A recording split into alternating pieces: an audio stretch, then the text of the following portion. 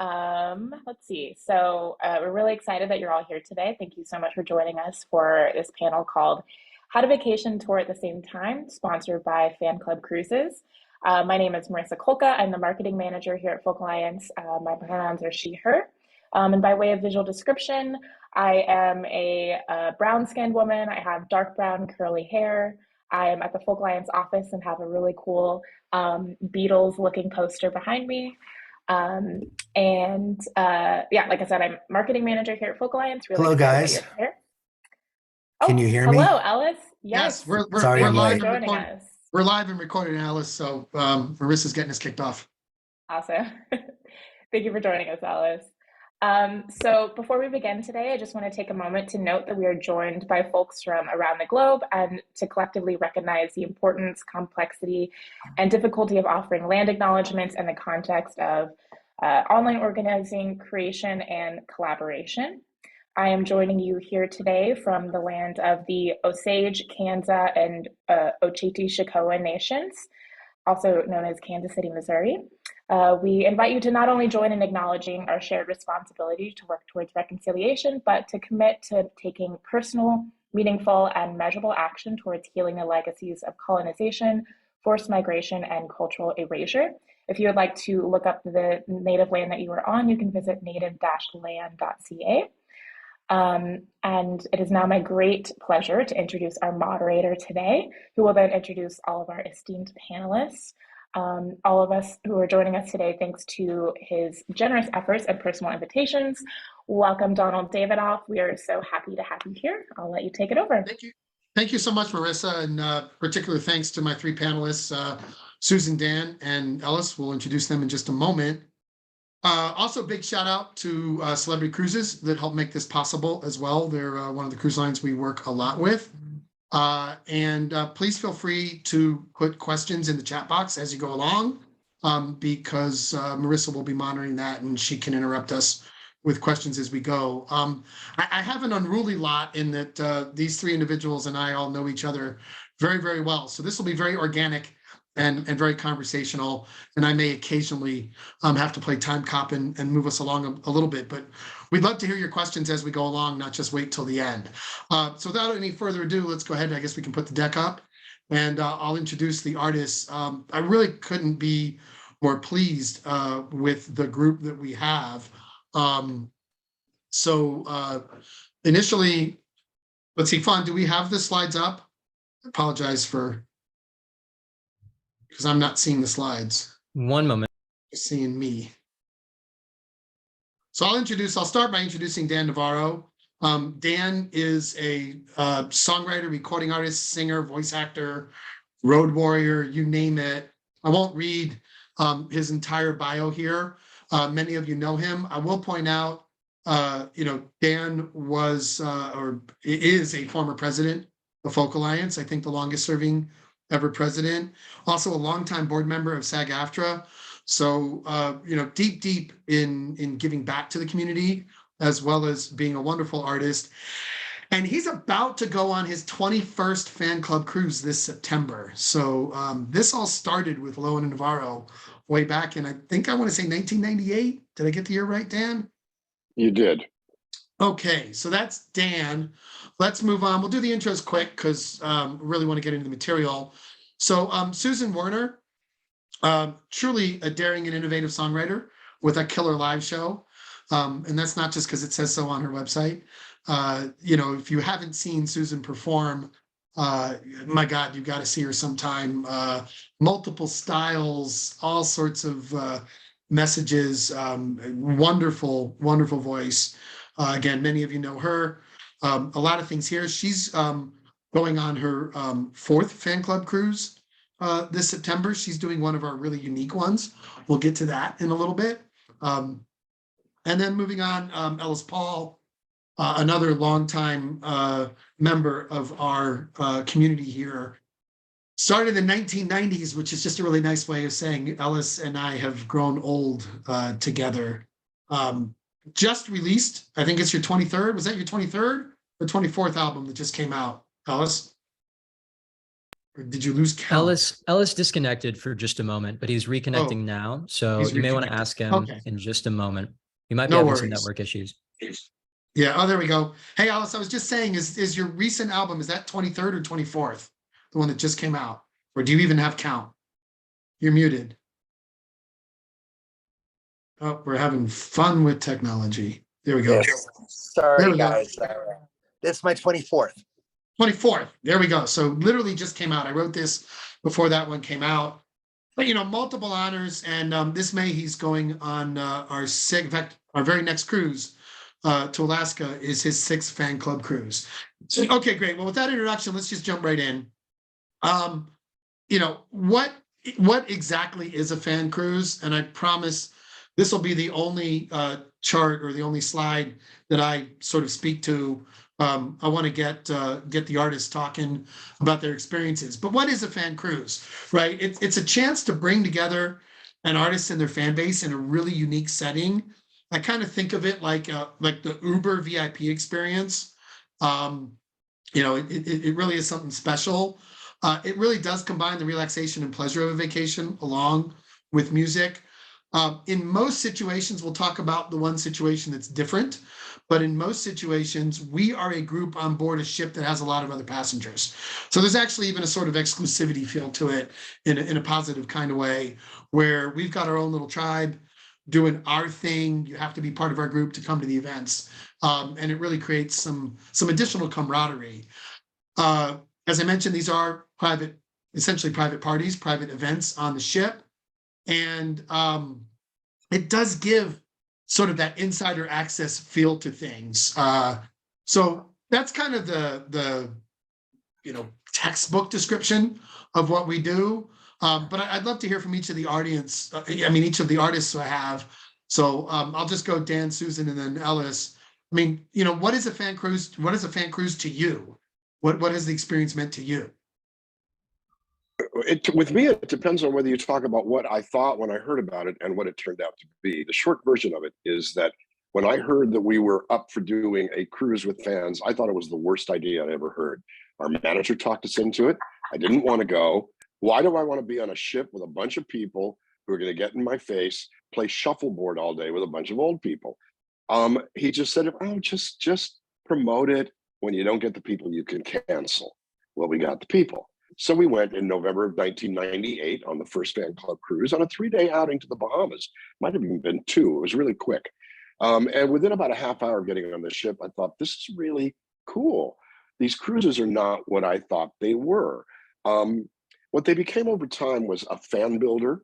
You build life for fans. People who, I will tell you, some of you people know about my Cantina Navarro at Folk Alliance.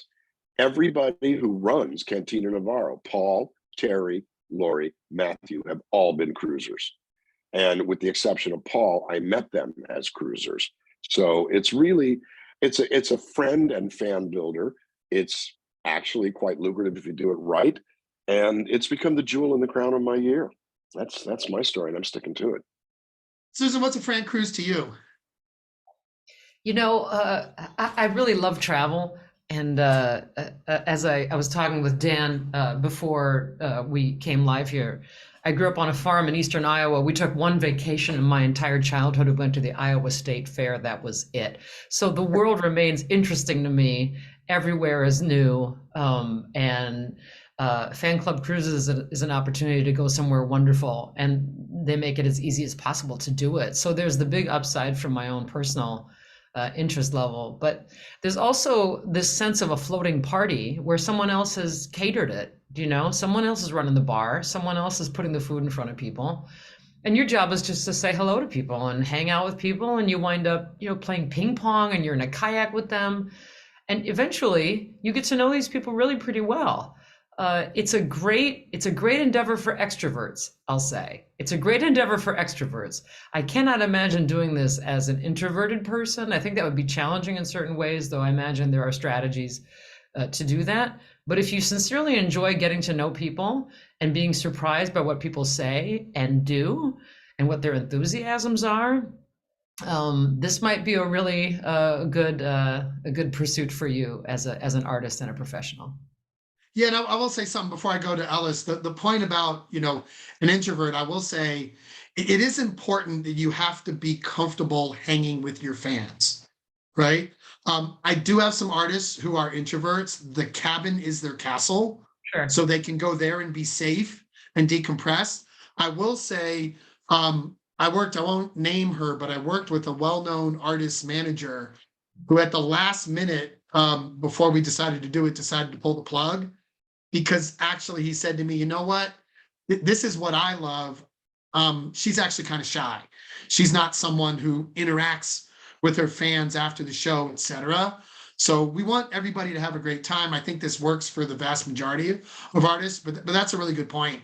If you're not somebody who enjoys the hang after a show, this may not be the right thing for you. But if you're worried about being bombarded, as Dan pointed out, that doesn't happen. And your cabin is your castle. So there's always a place, there's a refuge, if you will, if you need it. So happy to talk to people more about that later on. Ellis, why don't you go ahead? Oh, go ahead, Dan.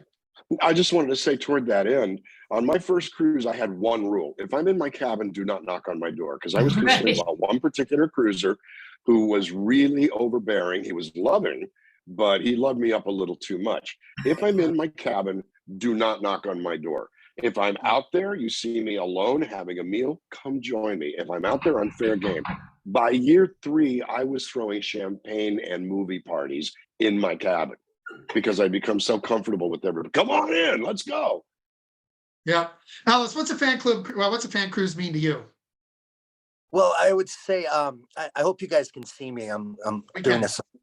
I would say, everything that Dan and Susan have remarked on is true of me as well. But the thing that I like about it from an artist's perspective is that there's a certain amount of de-stressing the second you arrive on the boat.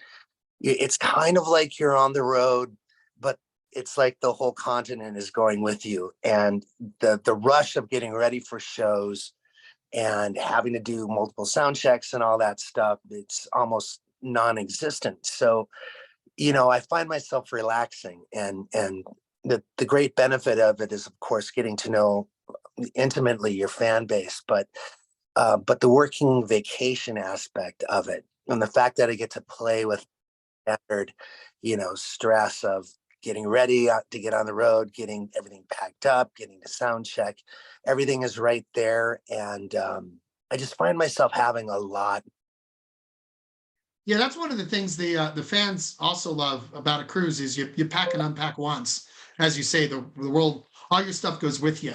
It's not like you're rushing in and out of hotels all the time. Okay, so let's talk. We talked a little bit about which artists this is appropriate for. So Fawn, we can go back to the slide just so folks can read a little more. It does require a fan base that has some means. They don't have to be wealthy, but obviously a trip, a 4 or 5, 7 night cruise. We do a lot of 7 nights now, but there are, 4 and 5 nights available. I mean, it is something that is in the thousands of dollars by the time you're done with air. And, there's a couple options that can be a little less expensive. Dan mentioned the 3-night to the Bahamas out of Florida. So there are some, for younger artists with younger fan bases, there are some lower cost options, but this is not spending $25 for a ticket and then buying a dinner on a Friday night. We talked a lot about community.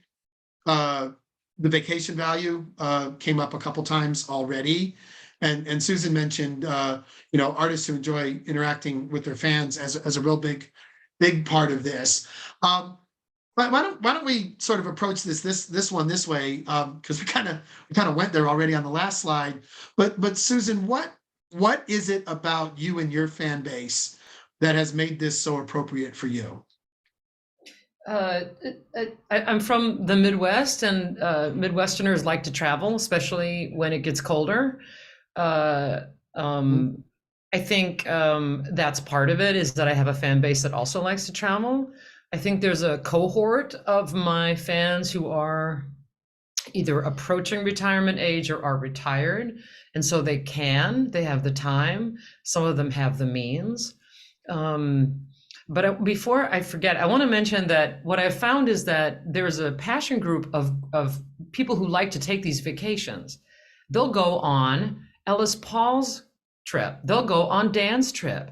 So they know a number of us. These people just love doing this. There's a built-in fan base of people who love touring with musicians. And that has surprised me to see how much repeat business there is among people who enjoy doing this. That's been a surprise and kind of a special bonus in this particular line of work. I didn't know that before I got into it. I'm like, oh my God, there are people who will take 3 cruises a year. They just love it. And they love being around the music. Yeah, no, I think it is. I mentioned that Uber VIP experience. It's that insider's access. And one of the things I love about the folk music business, if you will, the folk music community is probably the better word, is you don't have too many overbearing fans. I mean, I've been doing this for over 20 years, and I think there have been 2 times that I've had to be careful about helping an artist get a little distance from a fan. The 98% of the time, they're actually very respectful, very, very loving individuals around this. So, Ellis, what is it about you and your touring approach and your fan base that makes this so appropriate for you? Well, I think one of the great things is that as I get deeper and deeper into this career, I'm finding that those 1,000 people that are just absolutely crazy for me, like, I might have 30, 40,000 fans that I play for during the course of a year with all my shows, but there's about 1,000 people that literally would move into my neighborhood if they could, because they want to be around me and around the music. And more and more, I'm making my living off of those 1,000 people. And this is one of those events where it gives them access to the comfortable setting. It feels like they can sit down to me and become friendly. And as Dan said, many of the people that he's met on the cruise have become people that have even worked with him. And I've got some really lifelong friendships because of these things. And to me, it's a way of, giving thanks back. Let's do this thing together. Let's, of course, I'm getting paid for it, but I feel like it's a way to give something special to people that really give you a lot. Yeah, Dan, same question to you. What you're the veteran of this, 20 cruises under your belt. What made this work for you? The thing is, it's the contact with the fans and the repeat contact. When I look at the business aspect of this, one of the things, and I'm just about to write this in the chat, people might spend $1,000. You'll pay the same amount for 7 days at a Hampton Inn as you will for a cruise. It's just a fact. If you're paying $165 for a frickin' Hampton Inn, then you can go on one of these cruises because the meals are included. Every other travel that you do, you got to deal with meals and transport and this and that. And this, it's all pretty economical. One of the things I've enjoyed about it is the opportunity to do Performance Plus, formal night. Every year on formal night, I drape a white towel over my arm and I go from table to table going, hello, I am the wine steward. We have a very wonderful wine for you here today. We have a very dry wine. In fact, it is so dry. It is powder. And yes, I'm gregarious. They love that. Frankly, so do I. And it creates a Performance Plus experience that wins you lifers. Look, I grew up I'm the old guy here. I'm significantly older than everybody here. I grew up in a music business where artists didn't necessarily care about their individual fans. They wanted millions of them. And so when they got too close to them, they had big beefy guys going, you can't go back there. That's not our world. Our world is we have to nurture and honor every single fan because they're going to keep us able to do this. And I'm looking at Ellis and I, I'm significantly older than he is, but we've been doing it about the same amount of time. I'm 34 years in, 35 years in. All this is to say is it buys you loyalty. I came as a guest on one of Ellis's cruises, and there are half a dozen people who now come to my shows and come on my cruises too, Kathy Calais in particular, who may even be on here today. And all for just going as an attendee, as a guest, as a pal on Ellis's cruise. I didn't travel as a kid either. I grew up in desert farmland on the Mexican border, and my dad didn't want to go anywhere. So I've got wanderlust. Bring it on. Let's go. Now we pick locales because of my age. We go where I want to go, bucket list. After we did the Caribbean and the California Riviera, the Mexican Riviera took excess, suddenly it was Alaska. Europe now 4 times. Cuba, when it was available. We even have Cruise 24 picked, which is going to be a 9-day cruise that's going to go to a couple of places I have never been in my life. And that sort of ooh aspect to it is part of what gets everybody looking forward to the next one. If I can hop on that. I agree with that 100%, Dan, what you just said about you're bringing your own enthusiasm to the destination. That is, it just bubbles up into, people can feel that. If you're sincerely excited about going this place, that energy helps energize people to want to come with you. I'm going this fall to Croatia, where I've never been before. I'm going with Radislav Lorkovic. And I think, Paulie, have you done this? No, we're working on him for future. Yeah. Test run. Yeah, I'm so excited because Radislav, of course, speaks Croatian and his father was from Croatia. But the idea that there's going to be so much fun going to this place I've never been before, I've thought so much about, like Game of Thrones and everything. And then, Radislav playing music and he and I doing music back and forth, right? We're going to do dueling pianos. I hope we can do it off the roof of the ships. But the idea, right? But the idea of being excited about this destination or going to Cuba, right? Your personal enthusiasm as an artist will carry a lot of the sales, right? No, when we went to Cuba, one of my fans' daughters organized cultural exchanges there and hooked us up with somebody. So basically, we were 2 days in Havana, and we ended up doing an extra add-on. It was an extra fee for the cruisers. Frankly, I agreed not to take any extra money from it so that we could have a nice experience, but it was 90 people in a art gallery plaza with a long table, a catered dinner in an art gallery, and we hired 3 local musicians who opened the show and backed me. I sent them charts, I sent them MP3s, no rehearsal. And we're winging it on the fly, and it was magnificent because everybody saw it happen in real time. And so it's experience based. It's not just about go check an excursion off a list. And if you have this relationship with your fans, then this is ideal for you, because one of the things I'll say, that I'm going to get the heck off the dais here, there's no risk to the artist. No financial risk to the artist, except for promoting it actively and vigorously so you can get numbers up. And that's actually a good segue, Dan, into the next couple slides on how it works and then the finances. So let's talk about how it works. I loved Ellis's characterization of a working vacation. We try to make it a working vacation, maximizing the vacation and minimizing the work. Typically on a 7-night cruise, it's 3 shows. On a 4, 5, 6 night, it would be 2 shows. We do a Q&A storytelling session as well as a first night meet and greet.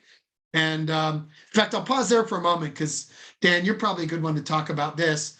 Almost every artist I know, when they hear about this notion of a Q&A storytelling session, they just think it's going to be like the lamest hour or 2 hours ever.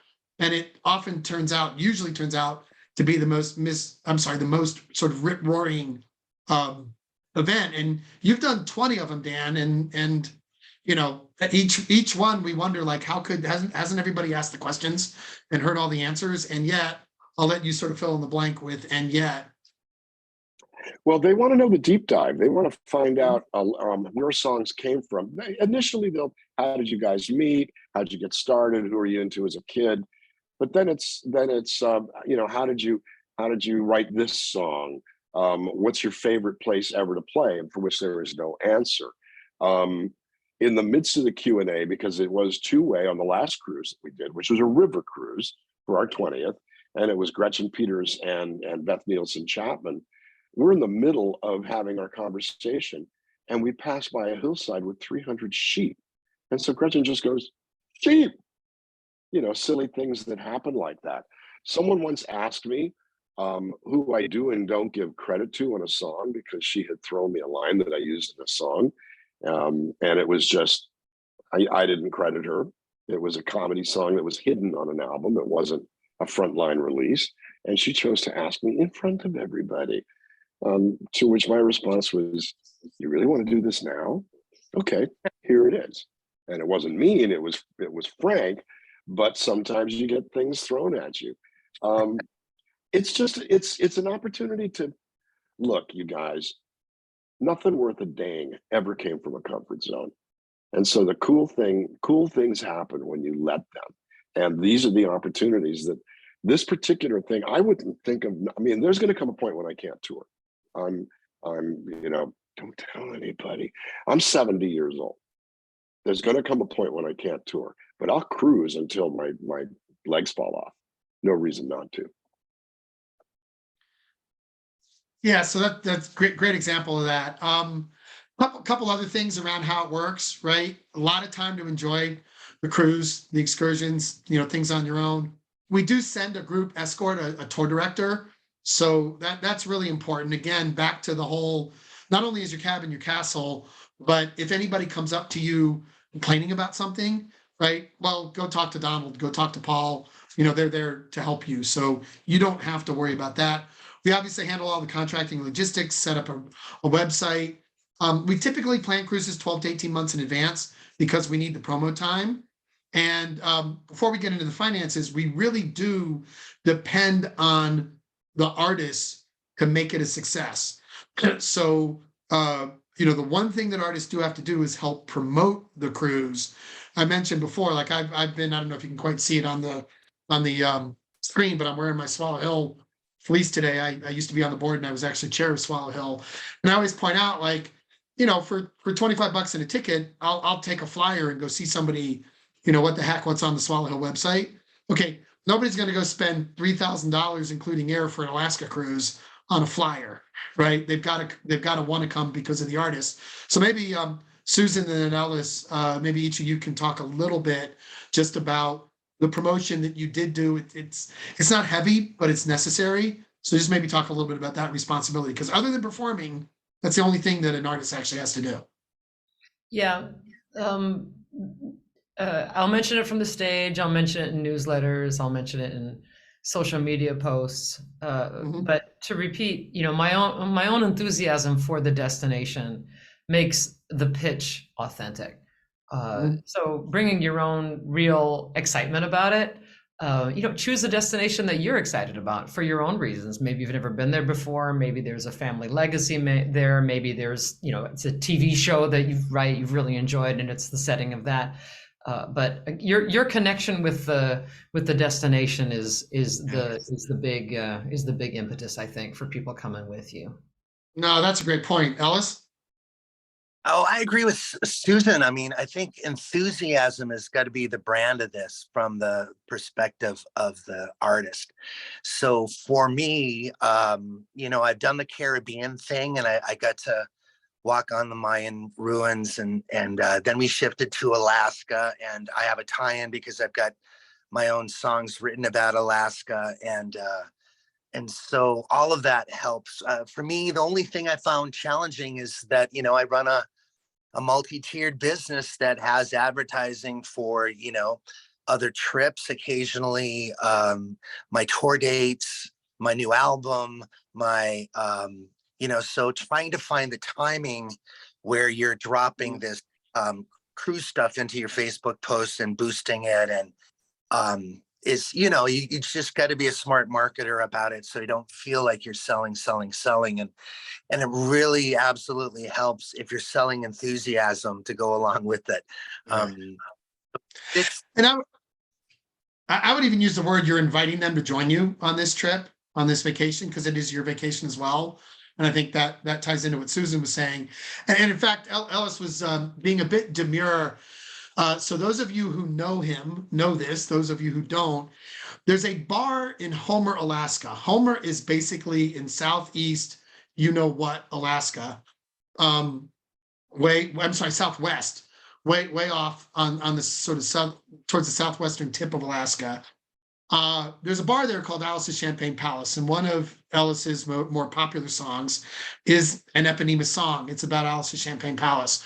So in 2018, we, as an add-on to the cruise, we went Vancouver to Seward. We chartered, Fan Club Cruises chartered a couple of buses, and we took 100 fans from Seward to Homer with an overnight stay and a concert at Alice's Champagne Palace. And again, Ellis has a very strong New England fan base, comes from origins in Boston.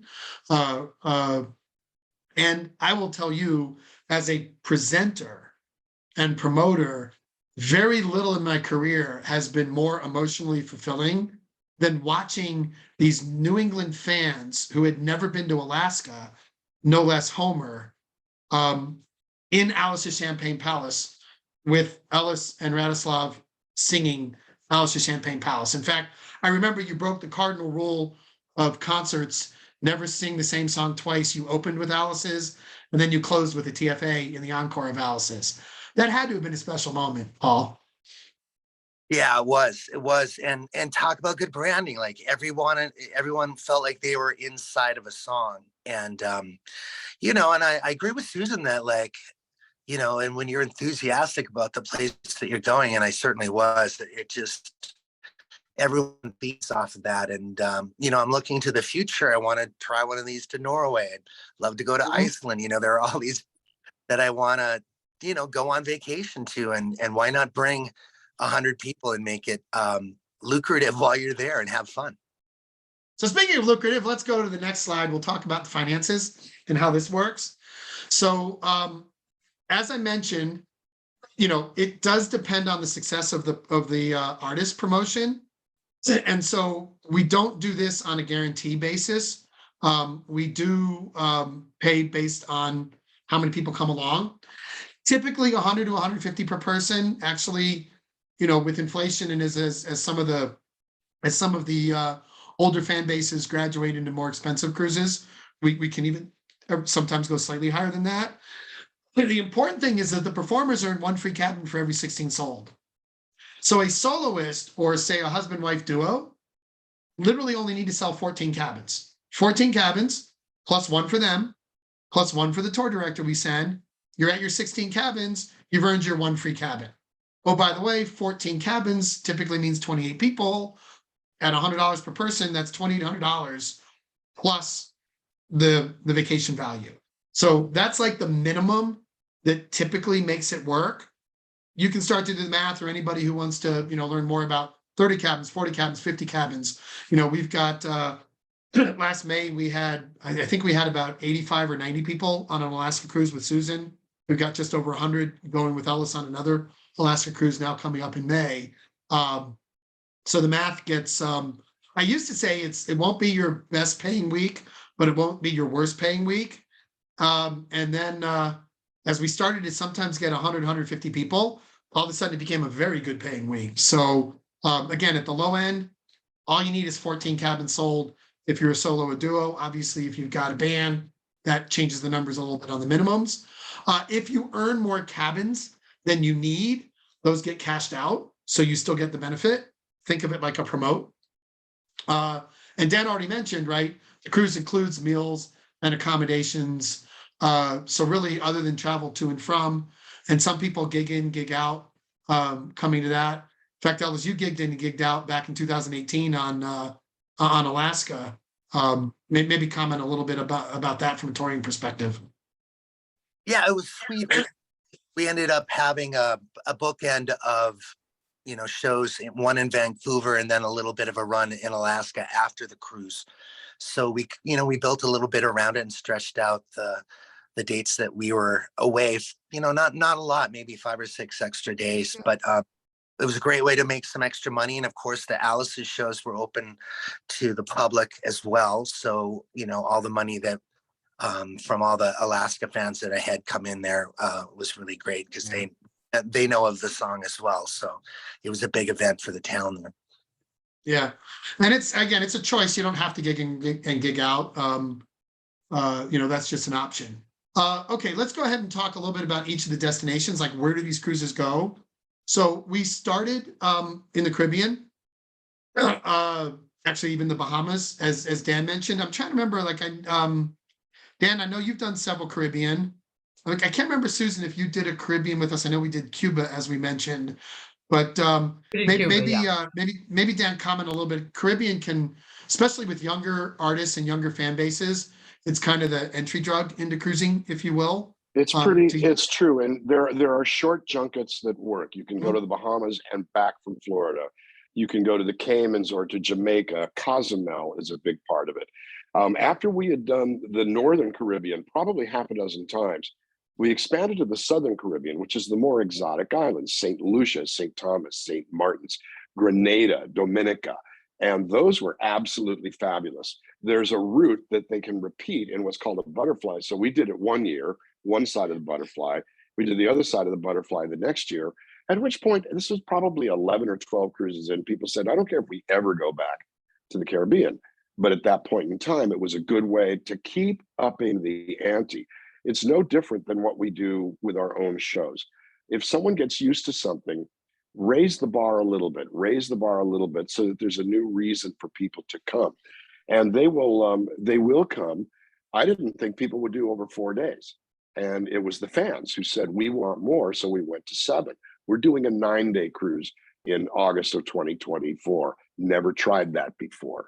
There are ways to do that. But and now as I pick locales, we did the Mediterranean from Barcelona to 2 French ports and 3 Italian ports. Then we did Rome to 4 Greek ports. This time in September 2nd through 9th, we're going Venice to Croatia, Turkey, and 4 Greek ports. And then coming up after that is something pretty cool that I won't talk about yet. The river cruise was a crazy idea of Donald's. It was quite hold expensive. off on that, Dan. Put a pin on the river cruise. We're going to come up on the river cruise in a moment. Hey, just a reminder, I'm seeing a lot of questions come in. We will have time at the end for Q&A. So if you can put it in the Q&A box, that makes it a little easier. We'll try to fish some of them out of the chat. I see some people answering questions in the chat as well. Let's go to the next slide for a moment, because I do want to get through this and make sure we have enough time for the Q&A. So Dan, if you could comment also on the Mexican Riviera, because those of you who know Lowen and Navarro, LA based, so it made it very easy. Dan's former partner, Eric Lowen, had virtual quintuplets. So to get the kids on board, it avoided all the air costs for that. And then as Eric, there was also the factor of his travel. He had Lou Gehrig's disease, so traveling across the country became increasingly difficult. So we decided to do some from California. The only thing, the variety is lacking, but the Mexican Riviera is quite lovely. And it's a good entry point because you can do something like that in a weekend and maybe do Cabo and then Ensenada. The map he's showing is Puerto Vallarta, Mazatlan, and Cabo San Lucas. We did an extra add-on of going to Catalina one day, and we just thought of that because people were used to longer cruises. One of the advantages, at least for us and for me, is I'm from Southern California, born and raised. I speak fluent Spanish. So we had a good time with me kind of being a tour guide down there, and got us into some pretty fun places. Yeah, Mexican Riviera, again, for West Coast based artists or West Coast, large West Coast fans, it really brings the total cost down. So that's why I always bring that up. And it's a good first time for that. Artists that are more Midwest or the East Coast, not as much of a draw. And as Dan did point out, not as much variety. I mean, you can do it once or twice. The Caribbean, there's 8, 10, 12 different itineraries. Let's go ahead to the next one, which is one of my favorites. And I know all 3 of you have done this, but Susan, this was your last cruise. Ellis, this is your one coming up. Yep, Susan's representing Alaska right now. So talk a little bit about Alaska as a destination. I still, not to lead the witness too much, but I still remember my favorite moment of that cruise with you was when we were leaving Skagway and we were on the back of the ship and a bunch of your fans were there and the scenery was just stunning. And I wish I could just freeze that moment in my life and live it every day. But talk a little bit about your experiences with Alaska.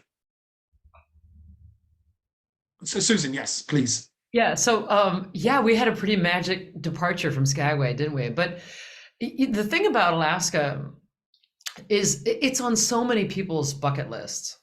I mean, it holds a fascination for us in the lower 48, and there's a reason for that. It really over delivers on otherness. The mountains, the water, what is happening, the whales, what is happening. It is breathtaking, and it surprises you even, and the sun is out like the whole damn time, so it's a big party till late, right? Yeah, Alaska really, it just over delivers. I mean, kayaking, I was kayaking and you hear like when there's a whale like 10 feet away, you're going, what? And the glaciers, like you're watching the glaciers calve, like, oh my God, this thing. And then, but you're also like sad because you're like, oh, climate change, but it's beautiful, but climate change and kind of everything. And then there's an orca, right? Right after that, you look to the left and there's this orca just tearing at like 100 miles an hour, right? Along the ship. You're going, what is, it's an orca. Yeah, Alaska's pretty tough to top in terms of wow power. And it also draws, people to come with you who are from a broader spectrum in terms of their political leanings, their outlook on life, their professional, like all of it. If you go like Cuba, that's more of a, that's someone signing up for almost like a sociologist to go somewhere and see somewhere where people live very differently under a different political scheme. Alaska is really about the scenery and being outdoors with it all. Yeah, I hope that's helpful, Donald. No, very much so. Ellis, you're going back for your second cruise in Alaska, so clearly near and dear to your heart. Well, yeah, I have to agree with Susan. It's just breathtaking. It's it's like Colorado on steroids. It's like New England as far as just beautiful, beautiful, beautiful trees and rolling mountains into giant mountains, and you see every kind of wildlife imaginable, and it's not overrun in quite the same way that the Caribbean is as far as commercial stuff. When you get on it still feels quaint, and places like Skagway and Ketchikan and those places, and you're traveling in an isolated kind of way within the boat. You're 200 yards offshore, and there's no lights for miles and miles and miles, no cabins on shores. It's just beauty, beauty, beauty. And I find people just standing on the deck and just staring as the world goes by. Mm-hmm. One thing to add about Alaska, it's easy, right? It's not like going to a foreign country. It's not a foreign country, right? So it's easy. It's your own money. You don't need a passport. It makes it easy. You don't even need an international plan on your cell phone. As soon as you get out of Canada into Alaska, you're back in the US, and your roaming plan works just fine. Let's go to the next one. Two more destinations I wanted to cover. Europe. So Dan, you mentioned Europe earlier. You've done a couple of European cruises. We did the French and Italian Riviera. We did the Greek Isles, and we're about to do Venice to Athens this September. Frankly, we got to Europe, I think, because we just ran out of things to do closer to home, and we were willing to take the risk, and then it worked. And so talk a little about that. We were on the Alaskan cruise looking for what's next. We had already done two sides of the butterfly in the southern Caribbean, and we were looking for what's next. And one of my fans, who actually is a friend of mine for over 40 years, said, let's go to Europe. And I went, oh, for God's sake, Donald, will you do me a favor? Just price out Europe so we can eliminate it. And we priced it out, and it was identical to Alaska. So we went to some of our bigger cruisers and said, this is what we're thinking of next. Here's the bugaboo. The airfare is going to be double. They went, we don't care. We have 16 months to save up for it. And so Europe was a huge success. And we haven't even begun to exhaust the possibilities that Europe offers. There's Norway, there's the UK.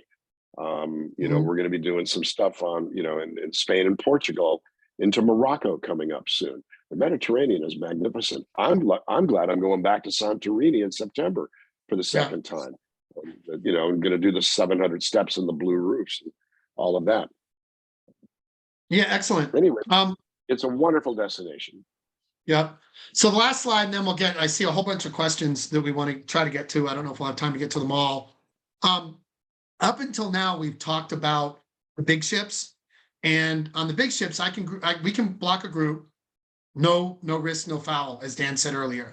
And I did see a note in the chat that I think got answered. I do want to compare and contrast, right? Music cruises like Kayamo They charter the whole big ship. It's a big festival at sea. Okay, all those artists are paid, and then it's Calmo's job to sell the ship out. This is the opposite end of the spectrum. This is one, maybe sometimes two artists together, and we're an intimate group within our own bubble, if you will, within that ship, and we're completely dependent on the artist promotion to make this happen. So Calmo's great. It's its own scene. This is very intentionally different. Now, the one place where we start to get a little bit like that is chartering boats, smaller boats. So Susan mentioned she's going to Croatia. We proved this working with Radislav, and Susan sold her boat out in like a day and a half. We charter a 19-cabin yacht for the Croatian coast, and off we go from Dubrovnik to Split or vice versa. And then Dan mentioned for his 20th, we decided to go big or go home. We got a couple other artists involved, and we actually chartered a 64-cabin riverboat, and we did the Danube from Nuremberg to Budapest. So I'm working on getting Paul on one of those, or else Paul on one of those Croatian cruises, hopefully next year. Certainly, if not next year, then in 25. Susan, maybe just a quick word on what you're looking forward to with Croatia. You mentioned earlier. Dan, if you can keep it to 30 seconds, I want to get to the questions on the Danube riverboat. But this is not a starter. This is after like 100 people in Alaska. Okay, we could make Croatia work with Susan, right? With Dan, we weren't even sure we were going to make it work, but it was 20th cruise, so go big or go home. Susan? My sense of Croatia, the things I'm going to like the most, I think, is Dubrovnik, which is supposed to be just an amazing city, amazing scenery. Of course, it's where Game of Thrones is set. So some of that scenery may be familiar to some of you and your fans. But also, I love to swim. It's my happy place. And the Mediterranean, evidently, off the coast of Croatia in September is warm and wonderful. And I just, that. Yeah. And the Adriatic is a high salinity body of water, so you practically float without treading water. I can't wait. We do swim stops every day. You're going to love it. Dan, a brief word on the river cruise. The river cruise is really special because a lot of these cruises, when you're on the ocean and you have a day at sea, what you see is a big giant ocean. There was shoreline things that were fun, buildings, towns. There were locks, which actually I found pretty interesting. The sheep, as I mentioned. So it was a different kind of experience. It went very slowly. People who had trouble with worrying about being in the middle of an ocean were not going to be as scared of a river cruise. It definitely was a higher buy-in. It was about $3,000 a head. So we asked other people, we had other artists to help sell it. And basically I sold about half the ship and the other two artists sold the other half. So we made it work. There was a higher risk involved, and this actually was announced right before COVID and was postponed twice, and we did pull it off. But all this is to say that the beauty of the exotic locales works best if you have a primed group that understands what it's about. If they know what they're getting into, then they're going to be more inclined to go for the higher ticket, more exotic, way more interesting destination. Yeah, it really is an incredibly unique experience. So different. The other thing I'll add with the river cruises is don't have to worry about seasickness at all because it's flat as a pancake on the river. Okay, I'm going to try to kind of go rapid style through the Q&A. Where I can answer the question, I will. I'm sorry, go back for a moment, Fawn, just so people can see that second to last slide. This is just a smattering of the artists we've worked with. If we had more time, I'd have everybody identify each of the artists on there, but hopefully you recognize a few of them, 3 of them with us today. Okay, so into the Q&A, and then I'll toss some questions to you guys if it's not just a technical one to me. So the first one was, how do you recommend testing this idea with your fans? Send an email or, contact me. I can give you, we can talk about a place and an option, an approximate cost. And I've done this before where you send an email to your fans. Hey, I'm thinking of going to the Caribbean and it'll be about this much, or I'm thinking of going wherever. And if you get 1 or 2, yeah, that sounds like a good idea. It may not work. If you suddenly get 10, 15, 20 all at once, we're on to something. Okay. Does it work with add-ons for the cruises, merch, special experiences? Yes. With respect to merch, technically we're not allowed to sell merch on the ship as long as we're discreet at the concerts. I've never had the cruise line stop us. At the same time, I will warn, these are your Uber fans. I always recommend artists, they bring a little bit of merch. Sometimes the artist says, well, they already have my stuff. Yeah, but they may not have all your stuff. They may want to buy something for friends, but I wouldn't bring a ton of merch because they do have most of the stuff. In terms of extra experiences, we've done a number of things. Susan, you and I, we did an excursion where there's a boat that'll come to the ship by the glacier and take us off and get closer to the glacier. So we did something very unique with that. Dan mentioned the concert in Cuba. Ellis, we talked about the special excursion, the post-cruise option to Alice of Champagne Palace. So yes, it's possible. Don't have to do it. That's interesting. Can you explain cashed out so cashing out is, let's say you earn 3 free cabins, but you only need 2. We're still selling the cabins, so we get 1 free from the cruise line.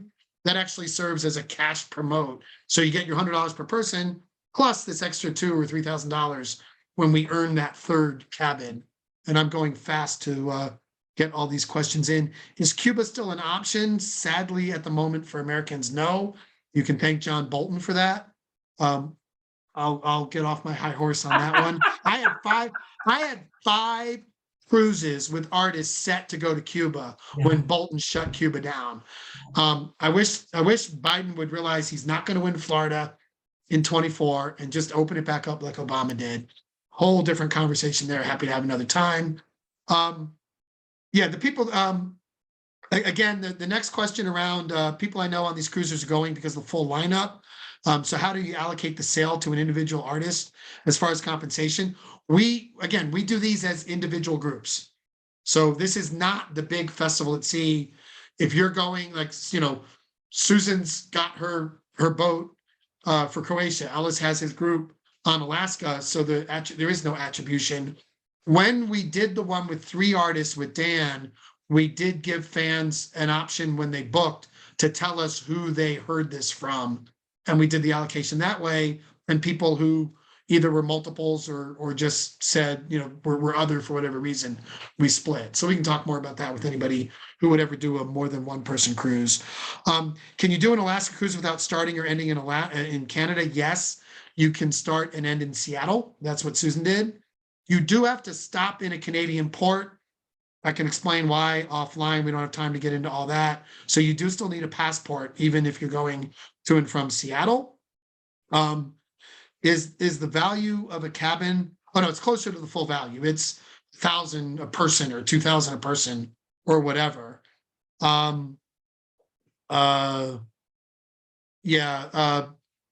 Let's see. Paul was answering the question around why you have to stop in. It's called the Passenger Services Act. Look that up if you really care about that.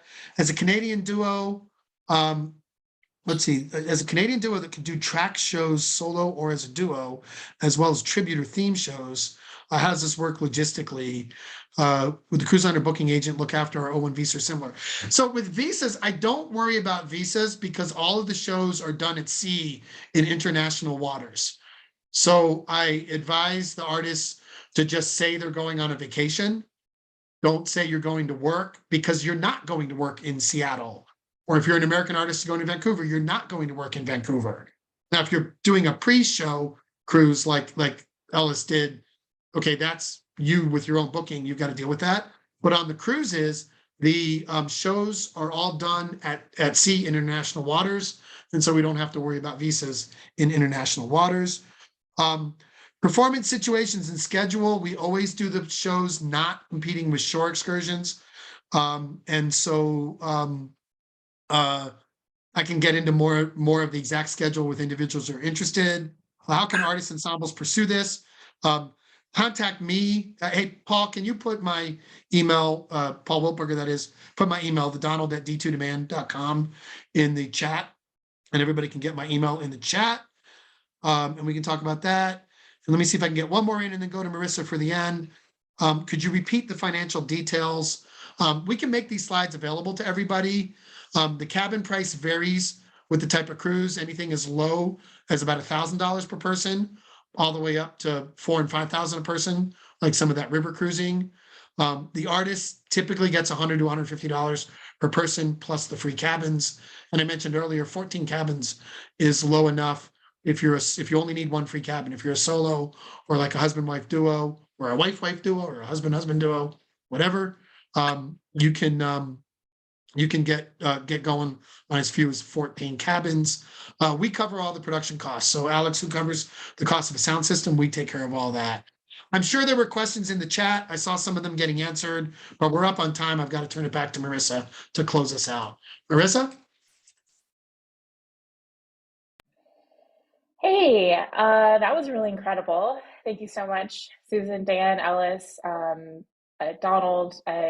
Seems like a really amazing revenue generator for artists, and also a really great way to just have some time on the water. Sounds amazing. Thank you all for your questions. I think we might be also sharing these slides. It sounds like we had a few folks asking for that. So the recording will be available in just a few days, and we'll try to get the slides out there too. Thank you again to Fan Club Cruises for supporting this webinar and our community. On a final note, our year-round online offerings are provided at no cost to our members, thanks to the generosity of our donors. If you'd like to support our work, donations can be made at folk.org/donate. Thank you all so much for joining. Thank you for your engaging questions. We're happy to have you all here, and I hope you have a great week.